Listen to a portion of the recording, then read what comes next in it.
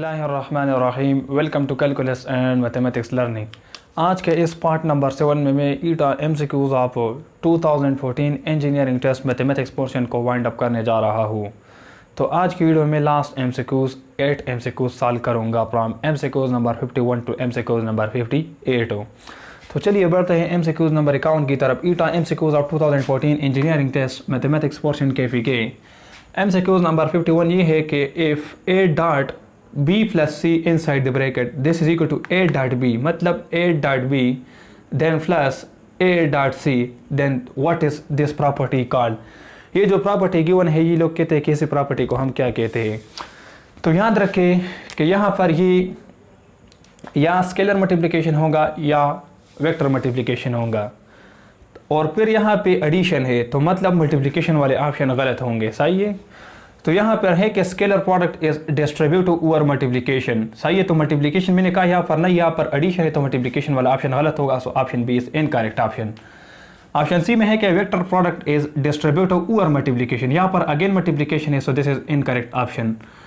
अभी option number A में है कि scalar product is distributive over addition. सही है। कह रहे हैं कि scalar product is distributive over addition, तो यहाँ पर अगेन डिस्ट्रीब्यूटिव प्रॉपर्टी की बात आ गई। डिस्ट्रीब्यूटिव प्रॉपर्टी ये नहीं है, यहाँ पर भी डिस्ट्रीब्यूटिव है, यहाँ पर भी डिस्ट्रीब्यूटिव, यहाँ पर भी डिस्ट्रीब्यूटिव है। स्केलर ठीक है, यहाँ पर डॉट है, स्केलर है, लेकिन ये प्रॉपर्टी डिस्ट्रीब्यूटिव नहीं है। This property is actually associative property. So यहाँ पे this is also incorrect option. अब एक ही ऑप्शन बचता है जो कि है vector product is associative over addition. तो यहाँ पर एडिशन भी है, प्लस का साइन आ चुका है, और दूसरी बात है कि वेक्टर प्रोडक्ट हमारे पास क्या होगा, this is as associated property. So यहाँ पे करेक्ट ऑप्शन ऑप्शन डी होगा। अब नेक्स्ट एमसीक्यूज है कि given vectors a is equal to a1i plus a2j plus a3k and b is b1i plus b2j plus b3k। ये लोग कह रहे हैं कि ये दो वेक्टर गिवन है थ्री प्लेन में, यहाँ पर i प्लेन में, j प्लेन में और k प्लेन में, मतलब 3 डायमेंशनल वेक्टर्स हैं हमारे पास दो, a और b। फिर कह रहे हैं कि the vector product a cross b can be written in determinant form as, के a क्रॉस b को हम डिटर्मिनेंट फॉर्म के जरिए किस तरह सॉल्व करते हैं। तो इसमें कौन सा करेक्ट ऑप्शन होगा। याद रखें कि अगर हम ने दो वेक्टर का क्या करना है, क्रॉस प्रोडक्ट मालूम करना है बाय द डिटर्मिनेंट फॉर्म। सो पहले में हम क्या करेंगे, पहले जो रो होगा उसी में हम आई जे के लिखते हैं। तो सारे ऑप्शन में देखिए यहाँ पर आई जे के है पहले रो में। सही है। दूसरी बात ये है कि next row, next second number row और नेक्स्ट रो, मतलब तो रो नंबर 3 में क्या होगा, रो नंबर 2 और रो नंबर 3 में वही दो वेक्टर होंगे ए और बी। सो रो ए वेक्टर क्या है, a1 कोएफिशिएंट है, a2 कोएफिशिएंट, a3 कोएफिशिएंट। सो यहाँ पर a1 a2 a3। फिर तीसरे रो में नहीं होगा, इसमें तीसरा जो दूसरा वेक्टर है उसी तीसरे रो में होगा। सो दूसरा वेक्टर है b1 b2 b3, सो b1 b2 b3। इसका मतलब ये है कि यहाँ पे जो करेक्ट ऑप्शन बनेगा that will be option C. हमारे पास क्या होगा, this will be the determinant form. अब ये तो चूंकि मैट्रिक्स फॉर्म है तो ये गलत है, डिटर्मिनेंट फॉर्म इस तरह होता है, इस तरह स्ट्रेट। सो ये डिटर्मिनेंट फॉर्म होगा। सही है। ये भी गलत है, ये भी गलत है, ये भी गलत है, ये राइट होगा। आई जे के पहले रो में, दूसरे में गिवन वेक्टर जो कि पहला है a1 a2 a3। सही है। और जो लास्ट रो बच गया रो नंबर 3, उसमें हमारे पास दूसरा वेक्टर होगा जो कि b1 b2 b3 होता है। यहाँ पे करेक्ट ऑप्शन ऑप्शन सी है। अभी नेक्स्ट एमसीक्यूज को समझते हैं जो कि स्ट्रेट लाइन से आ चुका है चैप्टर नंबर 6 जो कि आफ्टर इंटीग्रेशन है एफएससी पार्ट 2 मैथमेटिक्स में। कह रहा है कि if a is a point x1 y1 z1 and b is x2 y2 z2 b any 2 points in space में ये दो पॉइंट्स गिवन है ए बी, और कितने डायमेंशन में गिवन है, 3 डायमेंशनल में, एक्स वाई जेड में। सही है। These are 2 points in a space, then the distance A B magnitude क्या होगा। तो आपको पता है, let's suppose this is coordinate system. अगर यहाँ पे एक पॉइंट है वो इस तरह जा रहा है। सही है। तो ये वाई एक्सिस है और let's suppose this is x axis है। 2 पॉइंट्स की बात कर रहा हूँ 2 डायमेंशनल प्लेन की। सही है। स्पेस में तो इसी को देखो, यहाँ पे x चेंज हो रहा है, ये x है। सही है। x चेंज हो रहा है लेकिन y एक कांस्टेंट के साथ जा रहा है। तो यहाँ पर x क्या होगा, लेट्स सपोज x2 और y तो कांस्टेंट है। सही है। अब अगर मैं इस तरह जाऊँ तो अब तो x कांस्टेंट है, अब और y क्या हो रहा है, y चेंज हो रहा है। तो यहाँ पर y चेंज हो रहा है, let's suppose this is y2 और यहाँ पे x क्या है, x is constant, let's suppose this is x1। सही है। x1। तो अगर ये x1 होगा तो ये y1 होगा, जाहिर बात है। तो अगर ये x2 होगा तो ये y2 होगा।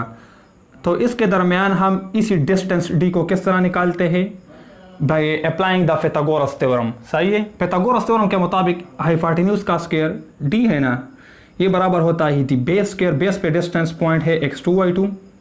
सही है, तो ये इस तरह होता है। डिफरेंस अगर किया जाए x2 माइनस x1 तो इस तरह होता है ना, x2 minus x1 whole square and plus y2 minus y1 whole square. सही है, अब बोथ साइड पे अंडर रूट ले लो तो डिस्टेंस किस चीज़ के बराबर आ गया, x2 minus x1 whole square plus y2 minus y1 whole square all whole under the root. ये तो डिस्टेंस आ गया 2 डायमेंशनल प्लेन में। अगर 3 डायमेंशनल प्लेन होगा तो उसके लिए भी सेम फार्मूला होगा।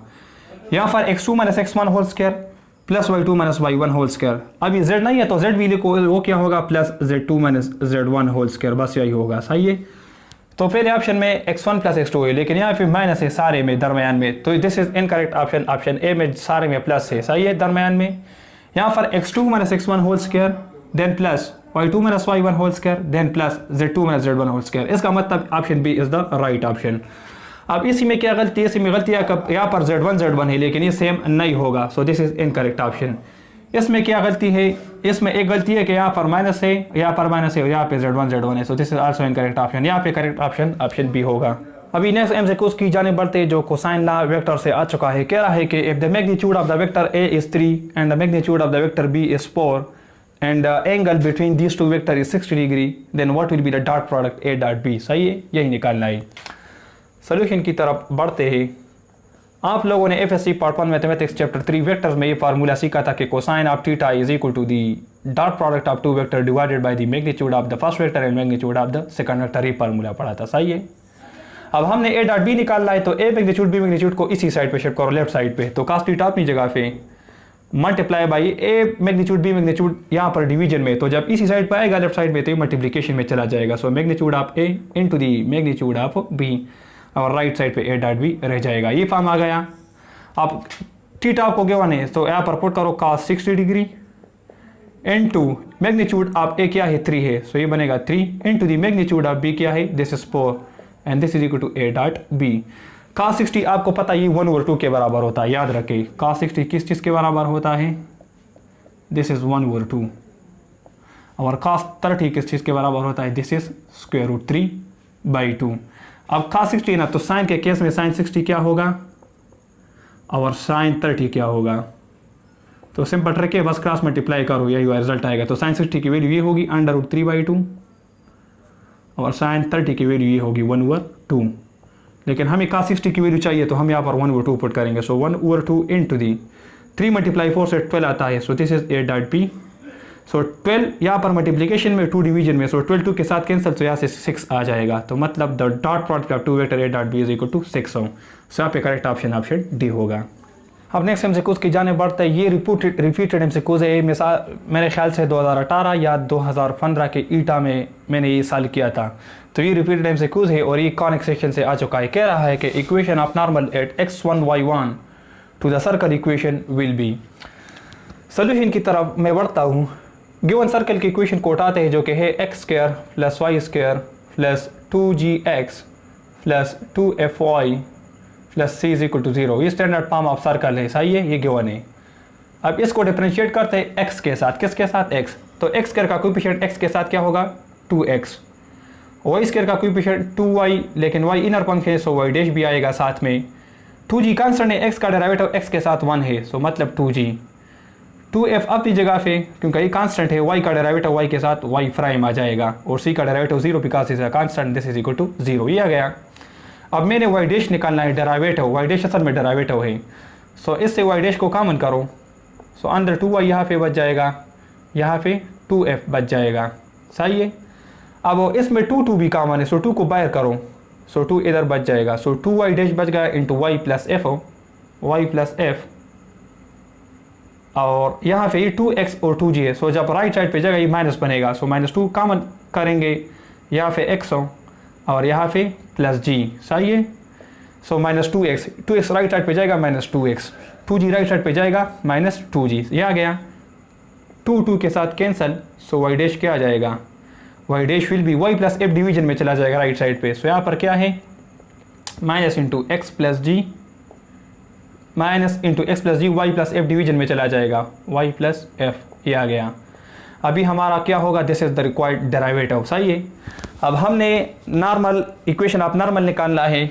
इक्वेशन ऑफ नॉर्मल का इक्वेशन इस तरह होता है कि y minus Y one this is equal to minus one over m, m is slope x minus x1, और स्लोप असल में डेरिवेटिव होता है, सो डेरिवेटिव ये है स्लोप, यहाँ पे पुट करते हैं। So y minus Y one अपनी जगह पे this is equal to minus one divided with m is minus time of x plus G divided with y plus f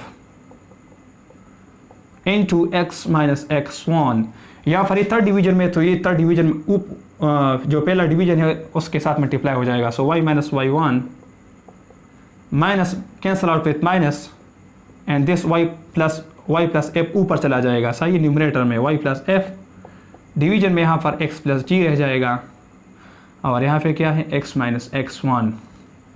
तो ये हमारा रिक्वायर्ड नॉर्मल इक्वेशन आ गया।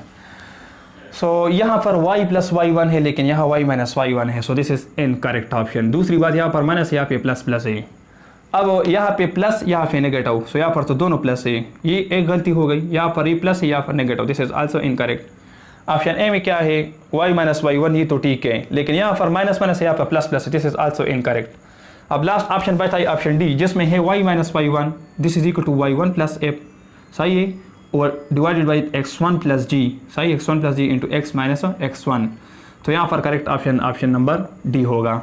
अब नेक्स्ट एमसीक्यूज की जाने बढ़ते हैं। एमसीक्यूज नंबर 56 कह रहा है कि f1 and m2 are the slopes of two lines. कह रहा है कि अगर m1 और m2 हमारे पास दो लाइंस के स्लोप हो L1 एंड L2 रेस्पेक्टिवली, और वो लाइंस L1 एंड L2 से रिप्रेजेंट होता है, so the angle from L1 to L2 will B.